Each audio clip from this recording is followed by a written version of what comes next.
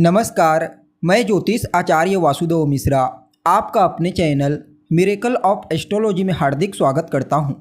दोस्तों, आज का यह ज्योतिष का कार्यक्रम आप सभी मेष राशि के जातकों के लिए बड़ा ही महत्वपूर्ण और विशेष कार्यक्रम साबित होगा।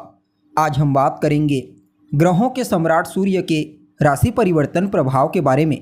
जी हाँ, बीते 16 जुलाई 2024 की दोपहर 11:24 पर भुवन भास्कर सूर्य अपनी वर्तमान राशि वायु तत्वीय राशि मिथुन राशि को छोड़कर अपने मित्र चंद्रमा की साधारण राशि जल तत्वीय राशि कर्क राशि में प्रवेश कर चुके हैं, जहां पर आने वाले 16 अगस्त 2024 की शाम तक गोचर करेंगे और इसके पश्चात पुनः राशि परिवर्तन करके अपनी स्वयं की मूल त्रिकोण राशि सिंह राशि में प्रवेश कर जाएंगे। तो ऐसे में बड़े विस्तार के साथ जानने का प्रयास करेंगे, एक एक टॉपिक को समझने का प्रयास करेंगे कि सूर्य अपने मित्र की साधारण जलीय राशि में गोचर करते हुए किस प्रकार से आपको परिणाम प्रदान करेंगे।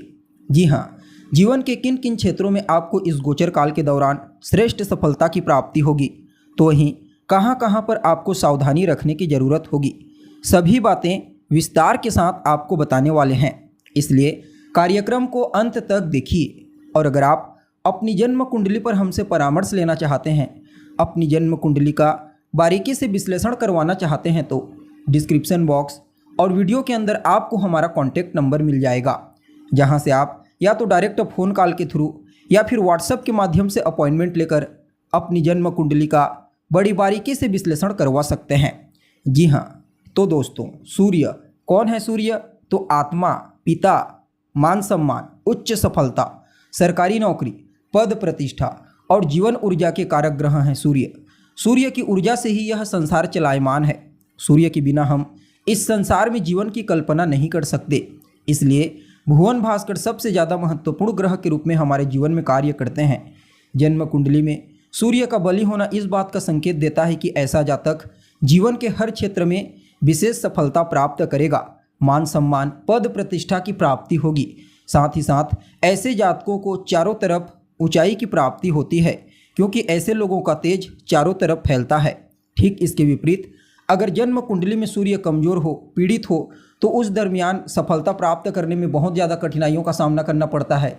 इसके अलावा पिता के साथ तालमेल ठीक नहीं रहते, सरकार और सरकारी कार्यों में प्रॉब्लम होता है, नेत्रजन्य पीड़ा, हड्डियों से संबंधित तकलीफ सूर्य कुंडली में कमजोर होकर दे देते हैं।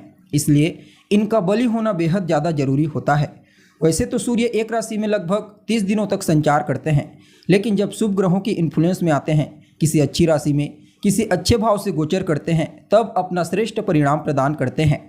और इस बार का गोचर भी कुछ इसी प्रकार से होने वाला है, क्योंकि पहले तो सूर्य को मित्र के घर में होने के चलते बल की प्राप्ति होगी, ऊपर से देवगुरु बृहस्पति के साथ लाभ का संबंध और शनि के साथ षडाष्टक योग होने के चलते सूर्य का यह राशि परिवर्तन कुछ मामलों में आपके लिए बड़ा ही अद्भुत और श्रेष्ठ साबित होगा। जी हाँ, अब देखा जाए तो आप सभी मेष राशि के जातकों के लिए सूर्य का यह गोचर आपकी राशि से चतुर्थ स्थान में हुआ है। फलतः इस गोचर काल के दौरान आपकी आर्थिक स्थिति पहले की तुलना में मजबूत होगी। जी हाँ, आपके जीवन काल में धन का आगमन भी मजबूती से होने वाला है और धन का संचयन भी मजबूती से होने वाला है। परिणाम स्वरूप आपकी फाइनेंशियल कंडीशन पहले की तुलना में उत्तरोत्तर मजबूत होती चली जाएगी। सिर्फ इतना ही नहीं, बल्कि इस समय सूर्य आपके व्यक्तित्व को बड़ा ही प्रभावशाली बनाने का प्रयास करेंगे। आप अपने वाणी के प्रभाव से, अपने व्यक्तित्व के प्रभाव से हर किसी को प्रभावित करेंगे। इसके अलावा समाज में आपके मान सम्मान, पद प्रतिष्ठा में विशेष रूप से वृद्धि होने वाली है। जो लोग सामाजिक क्षेत्र से जुड़े हुए हैं, राजनीति के क्षेत्र से जुड़े हुए हैं, उनके लिए यह गोचर बड़ा ही फायदेमंद साबित होगा। देखिए, चतुर्थ स्थान रिश्तों में आपके माता का प्रतिनिधित्व करता स्थान होता है। फलतः इस गोचर काल के दौरान अगर आपकी माता कार्य क्षेत्र में सक्रिय है, तो यह समय उनके कार्य क्षेत्र में उनके मान सम्मान, उनकी प्रसिद्धि और उनके सफलता को बूस्टिंग प्रदान करने वाली साबित होगी। जी हाँ, इसके अलावा माता की सलाह आपके लिए फायदेमंद साबित होगी। अगर आप अपनी माता की सलाह लेकर कोई कार्य करते हैं, तो निश्चित तौर पर उसमें आपको सफलता की प्राप्ति होगी। हालांकि सूर्य एक अग्नि तत्व के ग्रह होते हैं, अग्नि तत्व के ग्रह हैं, और जहाँ पर होते हैं वहाँ से संबंधित रिश्तों में तनाव उत्पन्न करते हैं।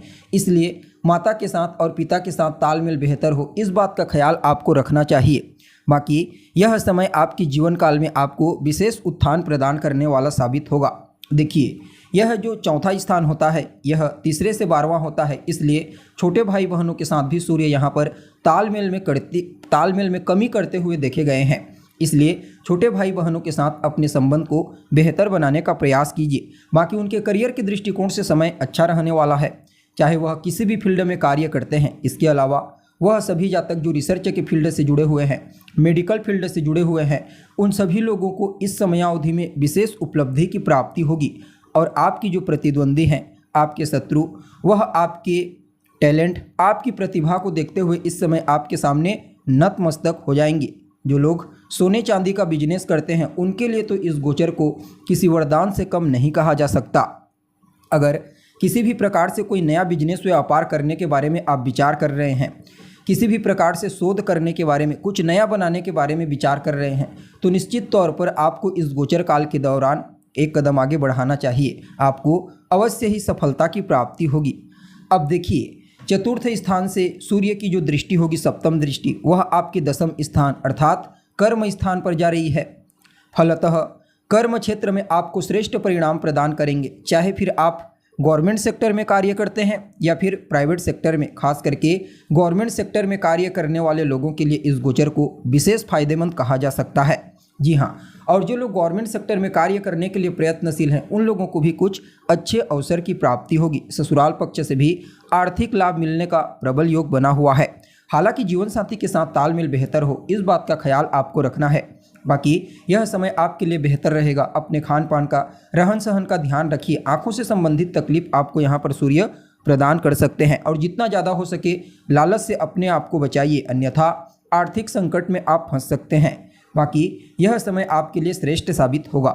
जी हाँ, फिर भी इस समयावधि को और बेहतर बनाने के लिए आप रोजाना आदित्य हृदय स्तोत्र का पाठ कीजिए। अपने पिता का, अपने बॉस का सम्मान कीजिए, उनका कहा मानिए और हो सके तो रविवार के दिन नमक का त्याग कर दीजिए। सूर्य देव को अर्घ्य प्रदान कीजिए रोजाना, इससे भी आपको श्रेष्ठ परिणाम की प्राप्ति होगी। जी हाँ, तो दोस्तों, हमें उम्मीद है जानकारी आपको पसंद आई होगी।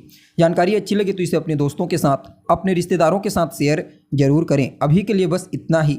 पुनः मुलाकात होगी एक नए और ताज़ा एपिसोड में। तब तक के लिए नमस्कार।